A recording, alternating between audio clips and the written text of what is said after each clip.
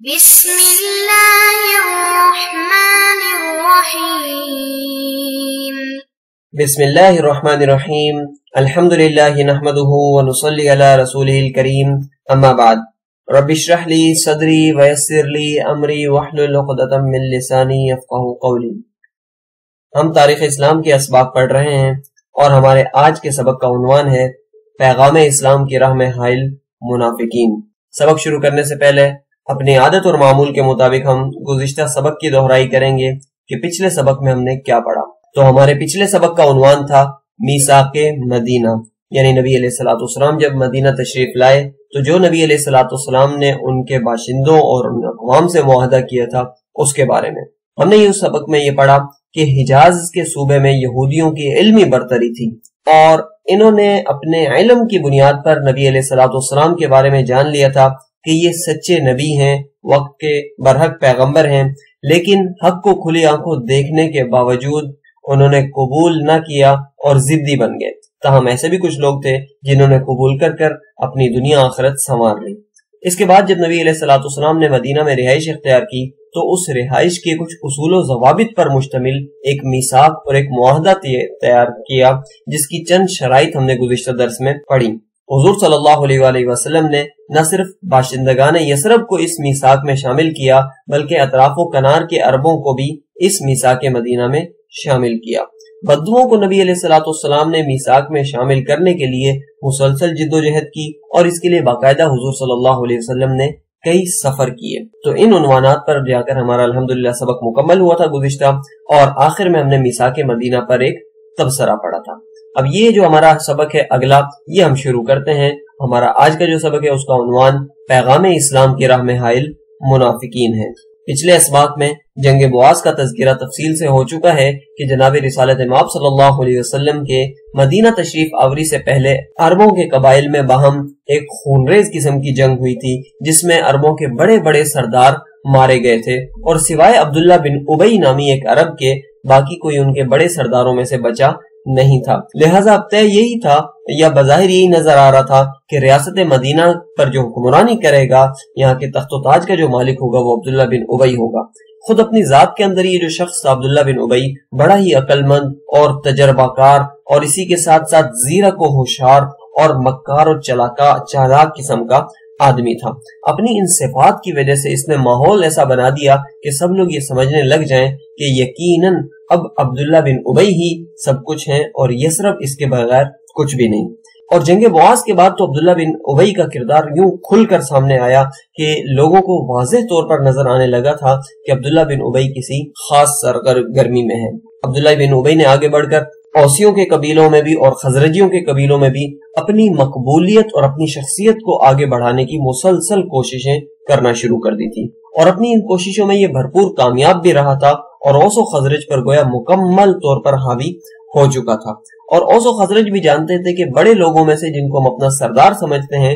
کوئی اور باقی رہا نہیں ہے، اور عبداللہ بن ابی ان دنوں مستقل متحرک ہے، کام کر رہا ہے، تو دلی طور پر انہوں نے بھی گویا تسلیم کر لیا تھا کہ ہمارا اگلا جو سردار ہے وہ عبداللہ بن ابی ہی ہوگا، اور اس سلسلے میں عبداللہ بن ابی کوئی موقع ہاتھ سے جانے نہیں دینا چاہ رہا تھا۔ عبداللہ بن ابی نے ایک عنوان دیا کہ ریاست مدینہ یا یثرب کے اندر جو قبائلی خانہ جنگی ہے اس کا میں خاتمہ کر دوں گا۔ یہ وہ عنوان تھا جس پہ اوس بھی راضی تھے، خزرج بھی راضی تھے، لہٰذا اس عنوان کے تحت عبداللہ بن ابی نے اپنی سیاست کو چمکانا شروع کیا اور عرب لوگوں کو اپنی صفوں میں لا کر کھڑا کر دیا۔ اب عربوں نے دلی طور پر تو مان لیا تھا، اور جب عبداللہ بن ابی نے اس طرح کے نعرے لگائے تو سب عرب اس کے ساتھ ہو گئے اور انہوں نے مل کر ایک بہت بڑے جلسے کی تیاریاں شروع کر لی، جو جلسہ در حقیقت عبداللہ بن ابی کی سرداری کی تقریب پر تھا۔ اور اس کے لیے عربوں نے ایک تاج بھی تیار کروا لیا تھا کہ جب ہم عبداللہ بن ابی کو اپنا سردار متعین کریں گے تو اس کو یہ تاج پہنائیں گے۔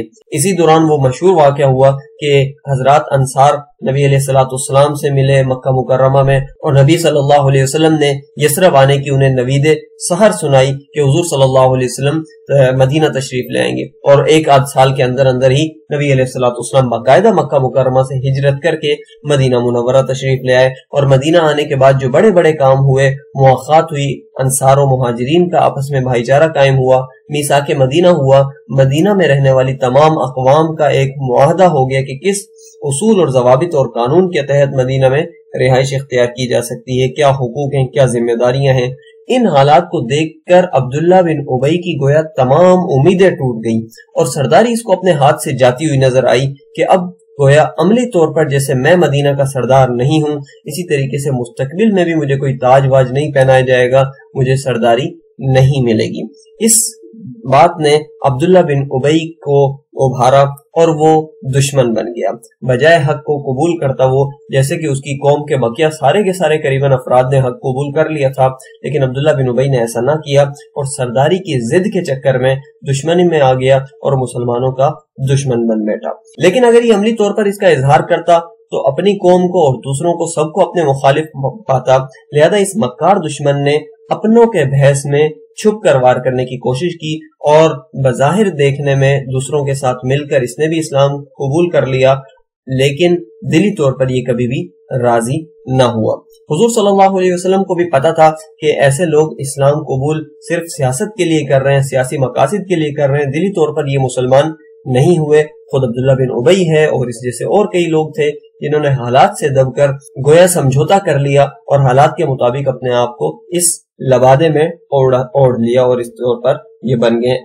در حقیقت یہ لوگ مسلمان نہیں ہیں۔ ان لوگوں کے بارے میں حضور صلی اللہ علیہ وسلم کا جو طرز عمل اور طریقہ ہوا کرتا تھا وہ کچھ یوں ہوا کرتا تھا کہ ان کے ظاہر کو قبول فرمایا کرتے تھے، یہ کہیں کہ ہم مسلمان ہیں تو نبی علیہ الصلوۃ والسلام بھی ان کے اسلام کو قبول کر لیا کرتے تھے، اور ان کا دل، ان کا باطن، ان کے اندرونی حالات کو نبی علیہ الصلوۃ والسلام اللہ تعالیٰ کے حوالے کر دیا کرتے تھے کہ اللہ تعالیٰ ان کے احوال کو جاننے والے ہیں۔ لیکن عملی طور پر نبی علیہ الصلوۃ والسلام ان سے مکمل طور پر چوکنا رہتے تھے، احتیاط برتتے تھے، اپنے مشوروں میں ان کو شامل نہیں کیا کرتے تھے، اپنی کسی جگہ سپاہ بھیجنی ہوتی تھی ان کو کبھی بھی قیادت وغیرہ نہیں سونپا کرتے تھے، اس طور پر ان سے چوکنا رہتے تھے اور کوئی اہم ذمہ داری ان کو کبھی بھی نہ دیتے تھے کہ کہیں ان سے کوئی نقصان نہ ہو جائے۔ لیکن ظاہری طور پر مسلمانوں کے درمیان ان کو کبھی بھی رسوا نہ ہونے دیتے تھے اور ان کے ظاہر کو نبی علیہ الصلوۃ والسلام قبول فرمایا کرتے تھے۔ یوں نبی علیہ الصلوۃ والسلام مدینہ میں اسلام کی روشنی پھیلاتے رہے اور یہ بالکل قریب سے اس روشنی کو دیکھنے کے باوجود اس سے مستفید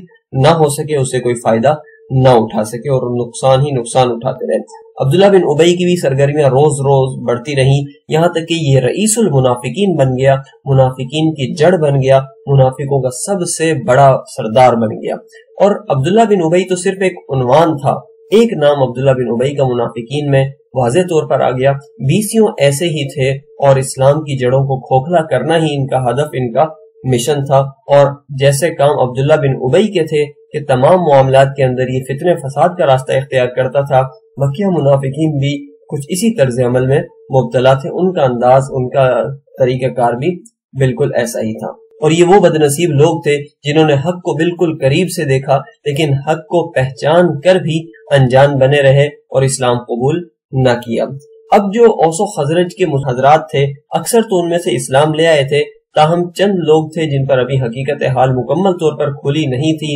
جنہوں نے تاحال اسلام قبول نہیں کیا تھا۔ عبداللہ بن ابی نے ان لوگوں پر اپنے ڈورے ڈالنا شروع کیے اور ان کو اپنے ساتھ ملا کر گویا اپنا ایک جتھا سا بنا لیا جس پر عبداللہ بن ابی نے مکمل تسلط قائم کر رکھا تھا۔ انہی دنوں عبداللہ بن ابی کے مکہ والوں سے تعلقات قائم ہو گئے اور مشرکین مکہ، مشرکین قریش عبداللہ بن ابی کو پیغام وغیرہ بھیجنے لگے، ان سے باتیں کرنے لگے۔ کفار قریش جو عبداللہ بن ابی سے خط و کتابت کیا کرتے تھے، اس میں ایک وہ مشہور و معروف کتابت ہے، وہ مشہور خط ہے جس میں مسلمانوں کو رہائش دینے پر عبداللہ بن ابی اور باشندگان یثرب کو دھمکی آمیز خط لکھا تھا انہوں نے کہ تم نے ہمارے بھگوڑوں کو، ہمارے بھاگ جانے والے لوگوں کو پناہ دے رکھی، یا تو تم خود ان کو یہاں سے نکال دو ورنہ پھر ہم آ کر اقدام کریں گے، تم سے جنگ کریں گے۔ عبداللہ بن ابی نے اس موقع کو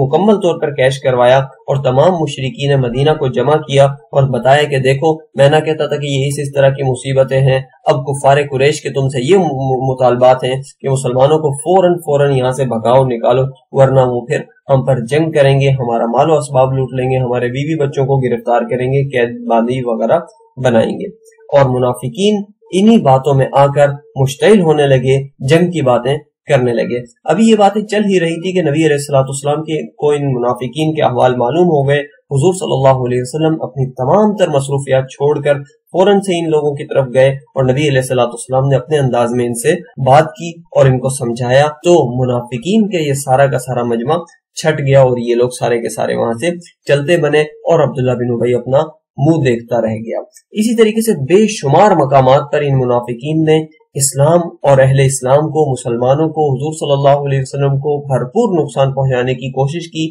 کبھی نبی علیہ الصلوۃ والسلام کی تدبیر اور حکمت کام کر گئی اور کبھی اللہ رب العزت نے مسلمانوں کا پردہ رکھا، مسلمانوں کی حفاظت کی۔ لیکن اللہ رب العزت نے قرآن مجید کے اندر منافقین کا کچا چٹھا کھول کر رکھ دیا اور ان کے سارے کالے کرتوت اللہ تعالیٰ نے منافقین کے مختلف مقامات پر ذکر کر دیے۔ ان مقامات میں سے اپنے سبق کے اختتام میں ہم چند ذکر کر لیتے ہیں۔ یہ 28ویں پارے کی سورت ہے، سورۃ المنافقون۔ پوری کی پوری سورت انہی کے بارے میں نازل ہوئی ہے، جس میں اللہ تعالیٰ نے فرمایا کہ جب منافقین آئیں اور آ کر یہ بھی کہیں کہ آپ رسول اللہ ہیں اور اللہ تعالیٰ جانتے بھی ہیں کہ آپ اللہ کے سچے رسول ہیں، تو اس کے باوجود بھی اللہ تعالیٰ یہی فرما رہے ہیں کہ منافقین اپنے دعوے میں جھوٹ بول رہے ہیں۔ جو